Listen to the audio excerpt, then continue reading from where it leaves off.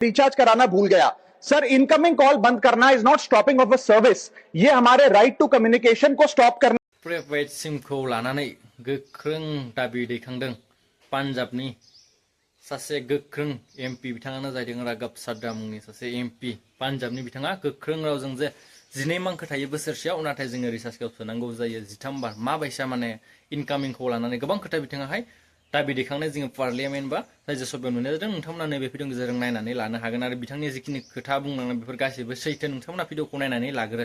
भारत में 125 crore mobile phone user हैं, जिसमें से 90% प्रीपेड प्लान के यूजर हैं। सर, आज मैं प्रीपेड प्लान के जो मोबाइल यूजर्स हैं उनकी ओर से दो समस्याएं उठाना चाहता हूं। सर, पहली समस्या है कि रिचार्ज खत्म होने के बाद आउटगोइंग के साथ साथ इनकमिंग कॉल का भी बंद होना। सर, जब प्रीपेड प्लान एक्सपायर होता है या मोबाइल रिचार्ज की वैलिडिटी खत्म होती है तो आपकी आवाज बंद कर दी जाती है।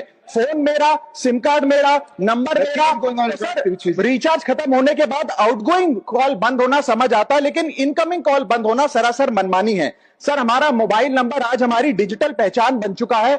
एसेंशियल कम्युनिकेशन जैसे कि UPI payment, banking OTP, train ticket OTP, PAN Aadhaar authentication, interview का कॉल, हॉस्पिटल का कॉल, माँ बाप का गांव से कॉल, तमाम चीजें इनकमिंग कॉल और इनकमिंग एसएमएस से आती है, और वो इसलिए बंद कर दिया जाता है कि इंसान एक रिचार्ज कराना भूल गया। सर, इनकमिंग कॉल बंद करना is not stopping of a service, ये हमारे राइट टू कम्युनिकेशन को स्टॉप करने जैसा है। सर, जैसे आपका आधार कार्ड इसलिए एक्सपायर नहीं हो जाता कि आपने डिटेल अपडेट नहीं करी, या आपका बैंक का खाता इसलिए बंद नहीं हो जाता कि आपने मंथली डिपॉजिट जमा नहीं किया, या आपका वोटर आईडी इसलिए सस्पेंड नहीं हो जाता कि आप एक चुनाव में वोट डालना भूल गए। ठीक उसी तरह आपका मोबाइल नंबर इसलिए सस्पेंड और डीएक्टिवेट नहीं होना चाहिए कि आप एक रिचार्ज भूल गए। सर, मैं सदन में फ्री आउटगोइंग की मांग नहीं कर रहा, फ्री डेटा की मांग नहीं कर रहा, लेकिन इनकमिंग कॉल फैसिलिटी की गारंटी होनी चाहिए। मेरी 3 स्पेसिफिक मांग है। पहली, प्रीपेड मोबाइल कनेक्शन में इनकमिंग कॉल और इनकमिंग एसएमएस कम से कम 1 साल तक कंटिन्यू रहे, चलता रहे from the date of the last recharge, ताकि एसेंशियल कम्युनिकेशन चलती रहे। दूसरी,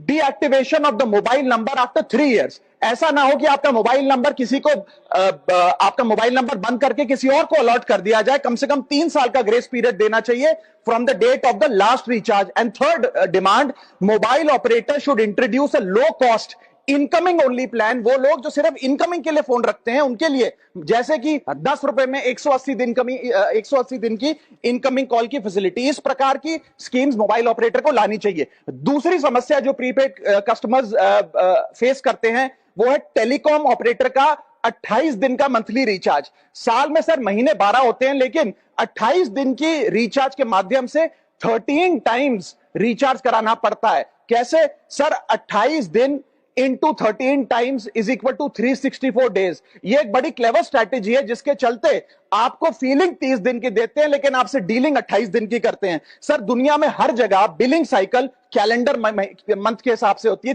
30 या 31 दिन। आपको मंथली सैलरी, लैंडलॉर्ड का रेंट, बैंक की ईएमआई, बिजली पानी गैस का बिल, तमाम चीजें 30 या 31 दिन के महीने के